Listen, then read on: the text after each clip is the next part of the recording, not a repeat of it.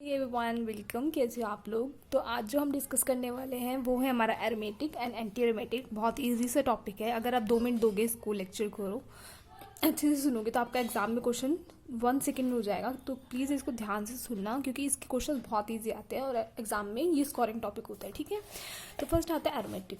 तो aromatic compounds कौन से होते हैं? एरोमेटिक कंपाउंड्स आपके वो होंगे जिसमें कंडीशंस कौन कौन सी फॉलो होंगी। देखो, पहले तो आपको होना चाहिए प्लेनर। प्लेनर मतलब क्या हो गया? आपकी जो हाइब्रिडाइजेशन होगी वो sp होगी या फिर आपकी जो हाइब्रिडाइजेशन है वो sp2 होगी। ठीक है, उसके बाद अगर हम बात करते हैं किसकी, सेकेंड कंडीशन क्या होगी? जो आपकी कॉन्जुकेशन है वो कैसे होनी चाहिए? प्रॉपर होनी चाहिए, मतलब कंप्लीट कॉन्जुकेशन होनी चाहिए। ऐसा नहीं कि कहीं पे कॉन्जुकेशन हो रही है फिर ब्रेक हो जाए, मतलब कंप्लीट कॉन्जुकेशन होनी चाहिए। और जो थर्ड पॉइंट है, सबसे इंपॉर्टेंट पॉइंट है, वो क्या आपका हक्कल्स रूल, मतलब आपका जो हक्कल्स रूल है वो फॉलो होना चाहिए। हक्कल्स रूल क्या होता है? देखो, 4n+2 पाई इलेक्ट्रॉन फॉलो होना चाहिए। इसको मैं एग्जाम्पल के थ्रू समझाती हूँ। देखो कैसे, जैसे इसमें कितने इलेक्ट्रॉन्स हो गए? 1 2 3 बॉन्ड है। तो कितने इलेक्ट्रॉन से? एक जो आपका बॉन्ड होता है वो आपको पता है 2 इलेक्ट्रॉन से मिलकर बनता है, राइट। तो इसमें कितने बॉन्ड्स हो गए? इलेक्ट्रॉन्स हो गए 3 बॉन्ड हो गए। तो इलेक्ट्रॉन्स कितने हो गए? 1 2 1 2 3 4 5 6। कितने इलेक्ट्रॉन्स हो गए? 6 इलेक्ट्रॉन्स हो गए। अब अगर मुझे 6 इलेक्ट्रॉन्स को इसके टर्म्स में लिखना हो तो मैं कैसे लिख सकती हूँ? देखो कैसे लिखते हैं, 4n+2 = 6। तो n की वैल्यू यहाँ से आ सकती है ना। देखो 4n = 4, तो n की वैल्यू कितनी आ गई? 1। ठीक है, तो इसका मतलब जो ये है आपका हक्कल्स रूल को फॉलो कर रहा है। अगर आपको ये भी ना देखना है हक्कल्स रूल, तो इसके लिए बहुत ही सिंपल सी ट्रिक बता देती हूँ। आपको क्या देखना है?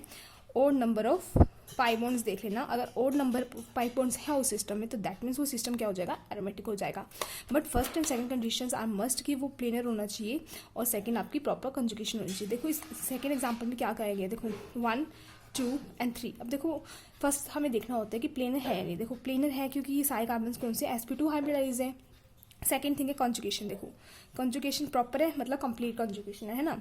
उसके बाद क्या आता है? कितने हमें हक्कल्स रूल देखना है, या फिर आप देख सकते हो और number of pi bonds. Pi bonds मतलब या फिर आप लोन पे या फिर नेगेटिव चार्ज भी काउंट कर लेते हैं इसके अंदर। देखो जैसे 1 2 3 4 5 6 कितने इलेक्ट्रॉन्स हो गए? 6 इलेक्ट्रॉन्स हो गए और 3 पाई बॉन्ड हो गए। तो और number of pi bond means that system is what? Aromatic, right. Then आता है हमारा नेक्स्ट सिस्टम। देखो ये भी आपकी प्रॉपर कंजुगेशन हो रही है। कैसे? देखो हो रही है प्रॉपर कंजुगेशन। प्रॉपर कंजुगेशन हो रही है तो इसका मतलब फर्स्ट पॉइंट सेकंड पॉइंट हमारा ठीक है। उसके बाद फर्स्ट पॉइंट आता है क्या? प्लेनर होना चाहिए, sp2 होना चाहिए या sp हाइब्रिडाइज होना चाहिए। देखो ये सारे क्या है आपके? sp2 हाइब्रिडाइज है, राइट। तो इसका मतलब फर्स्ट कंडीशन भी सेटिस्फाई है हमारी, सेकंड कंडीशन भी सेटिस्फाई है। देन थर्ड कंडीशन देखो कितने पाई बॉन्ड्स है? 1 2 3 और नंबर ऑफ पाई बॉन्ड्स हो गए ना, तो 3 पाई बॉन्ड्स हो गए। दैट मीन्स ये सिस्टम भी आपका क्या हो गया? एरोमेटिक हो गया, राइट। अब अगर हम बात करते हैं एंटी एरोमेटिक के, तो एंटी एरोमेटिक में भी फर्स्ट आपका जो पॉइंट है वो क्या होना चाहिए? आपका प्लेनर होना चाहिए system. That mean sp hybridise और sp2 हाइब्रिडाइज होना चाहिए। सेकंड पॉइंट भी यही है इसके अंदर कि आपकी जो कॉन्जुगेशन है वो क्या होनी चाहिए? प्रॉपर होनी चाहिए, मतलब कंप्लीट कॉन्जुगेशन होनी चाहिए। थर्ड पॉइंट आता है कि ये हक्कल्स रूल को फॉलो नहीं करता। ये किस रूल को फॉलो करता है? 4n पाई इलेक्ट्रॉन्स को। ठीक है, अब देखो इसका एग्जाम्पल लेते हैं। देखो ये जो सिस्टम है ना आपका, इसमें बहुत ज़्यादा कंफ्यूजन रहती है। कुछ टीचर्स इसको नॉन एरोमेटिक बोलते हैं, कुछ टीचर्स इसको एंटी एरोमेटिक बोलते हैं। तो मेरे अकॉर्डिंग तो ये एंटी एरोमेटिक है और जितना मैंने मेरे टीचर्स से सीखा है वो एंटी एरोमेटिक ही है। बाकी आप अगर नॉन एरोमेटिक करना चाहते हो दैट्स अप टू यू। देखो क्या हो गया, इसमें नंबर ऑफ इलेक्ट्रॉन्स हम काउंट करते हैं। तो यहाँ पे जैसे मैंने odd number of pi bond बोला था, तो यहाँ पे आप क्या बोल सकते हैं? Even number of pi bonds होंगे मैम, है ना। तो देखो 1 bond and 2 bond, that means 2 pi bonds हो गए। तो 2 पाई बॉन्ड्स हो गए तो इवन नंबर ऑफ 5 बॉन्ड्स हो गए। तो क्या हो गया आपका? एंटी एरोमेटिक हो गया। अगर आपको इससे चेक करना है तो इससे भी करके देख लेते हैं। देखो 4n = कितने हो गए इलेक्ट्रॉन्स? 1 2 3 4 इलेक्ट्रॉन्स हो गए, है ना। तो n की वैल्यू कितनी आ गई? 1 आ गई। दैट मीन इसको सेटिस्फाई कर रहा है। अगर आप ये बोलो ना मैम इसको कर रहे हैं तो आप इसको करके देखो। देखो 4n+2 = कितना है? 4। तो n की वैल्यू निकालना है ऐसे 4 - 2 = 2। n की वैल्यू कितनी आ गई? 2/4 = 1/2। बट हमें पता है कि जो आपका n है वो आपका स्टार्ट होता है 1 2 3 4 एंड सो ऑन। आपका जो n की वैल्यूज होती है वो क्या होती है? आपके नेचुरल नंबर्स ही होते हैं। ठीक है, ये बात होगी। अब इसमें देखो 1 2 3 4 बॉन्ड्स है और साथ में क्या है? पॉजिटिव चार्ज है। मतलब कंप्लीट कॉन्जुगेशन हो रही है। देखो ऐसे फिर ऐसे फिर ऐसे कंप्लीट कॉन्जुगेशन हो रही है ना। और साथ में क्या आपका प्लेनर सिस्टम है और कितने इलेक्ट्रॉन्स हो गए? Even number of pi bonds हो गई। दैट मीन्स ये सिस्टम आपका क्या होगा? Anti aromatic.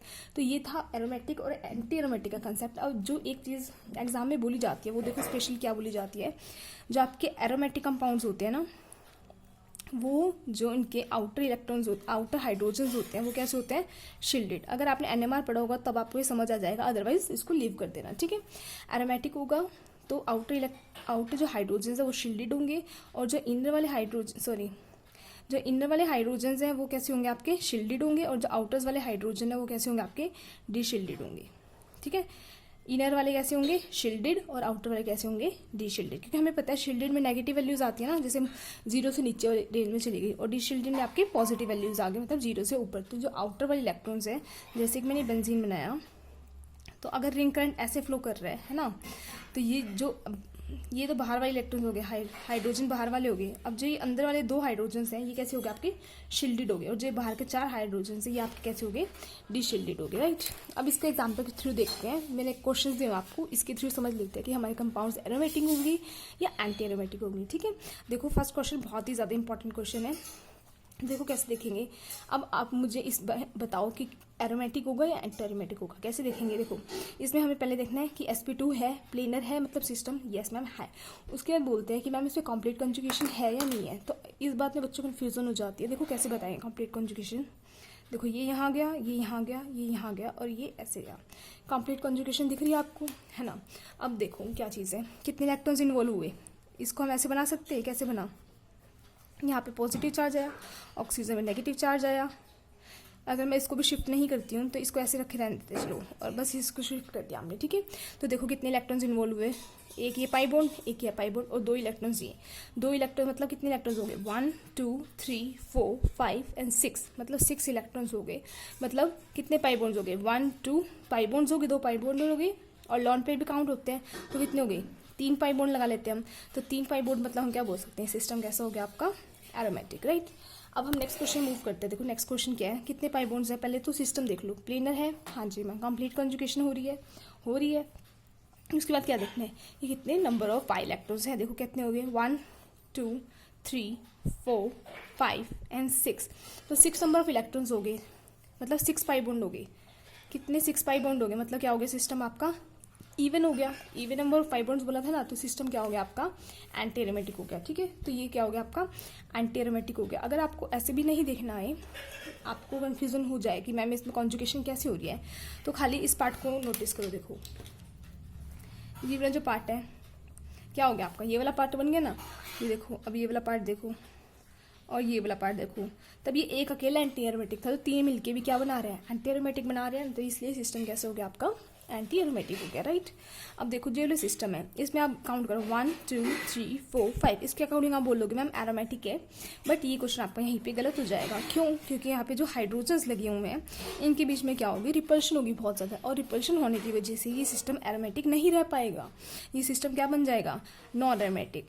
नेक्स्ट क्लास में हम पढ़ेंगे नॉन एरोमेटिक्स क्या होता है, बट फिलहाल के लिए आप समझ लीजिए कि हाइड्रोजन्स के बीच में क्या होगी, रिपल्शन होगी बहुत ज़्यादा, तो इसका मतलब ये सिस्टम एरोमेटिक नहीं रह पाएगा, और ये सिस्टम किस में चेंज हो जाएगा आपका नॉन एरोमेटिक में। अब इस सिस्टम को अगर हमें एरोमेटिक में कन्वर्ट करना हो तो हम क्या कर सकते हैं, इसकी ब्रिजिंग कर सकते हैं।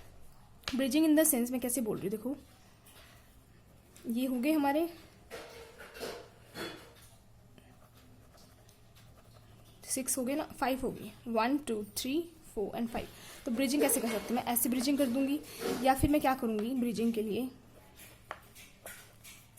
यहाँ पे क्या लगा दूँ, ऑक्सीजन एटम लगा दिया मैंने, यहाँ पे आपका कोई भी हेटेरो एटम आ सकता है या कोई भी कार्बन आ सकता है।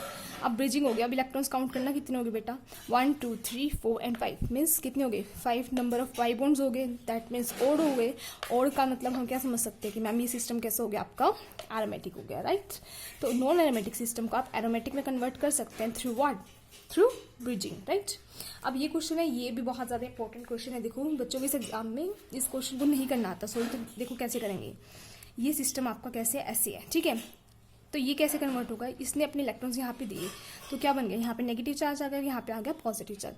अब आपको पता है Fe क्या आपका मेटल है, और मेटल्स की टेंडेंसी होती है क्या करने की, इलेक्ट्रॉन्स को डोनेट करने की, तो Fe+2 और 2 इलेक्ट्रॉन्स निकाल देगा, तो क्या बन जाएगा, ये निकालने के बाद ये बना क्या, नेगेटिव चार्ज यहाँ पे, 2 इलेक्ट्रॉन्स यहाँ पे देगा, तो यहाँ पे भी नेगेटिव चार्ज आ गया, दैट मीन्स क्या होगा 1 2 and 3, that means 3 pi bonds लगा लेते हैं हम।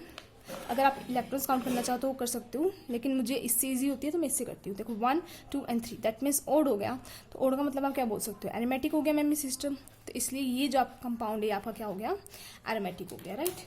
अब देखो नेक्स्ट वाला सिस्टम, देखो जो वाला सिस्टम है, इसमें क्या दिया हुआ आपको ये सिस्टम दिया हुआ है। इसमें हमें बताना है कि एरोमेटिक होगा, नॉन एरोमेटिक तो हमने पढ़ा ही नहीं है, तो आपके लिए ईजी हो गया।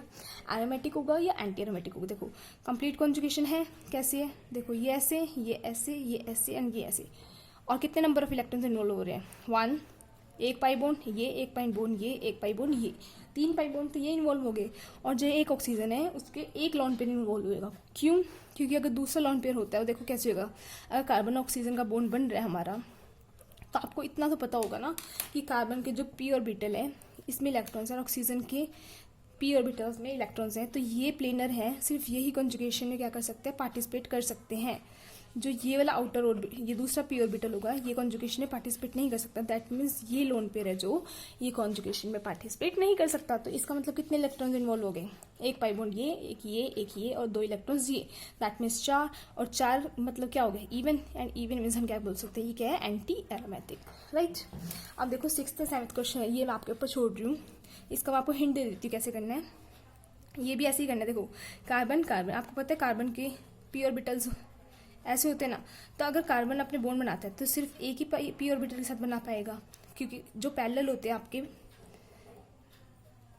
ऑर्बिटल्स उन्हीं के साथ बॉन्ड बना पाते हैं ना। तो ये कैसे है, पैरेलल इनके साथ इन्होंने बॉन्ड बना लिया, बट अगर इस कार्बन को इसके साथ बॉन्ड बनाना हो तो ऐसे कैसे बनाएगा बॉन्ड, बताओ। क्योंकि बॉन्ड तो हमारा एक ही बनेगा, तो इसलिए जो पॉजिटिव चार्ज है इसका तो ऐसे कोई रोल है ही नहीं। इस क्वेश्चन में आपको कंफ्यूजन आएगी। तो 6th और 7th क्वेश्चन मुझे कमेंट बॉक्स में कमेंट करना कि आपके अकॉर्डिंग ये क्या होंगे, एरोमेटिक होंगे या फिर एंटी एरोमेटिक होंगे। तो आज की वीडियो के लिए इतना ही। अगर आपको वीडियो अच्छी लगी हो लाइक कर देना, शेयर कर देना और मेरे चैनल को सब्सक्राइब कर देना। Thank you so much for watching.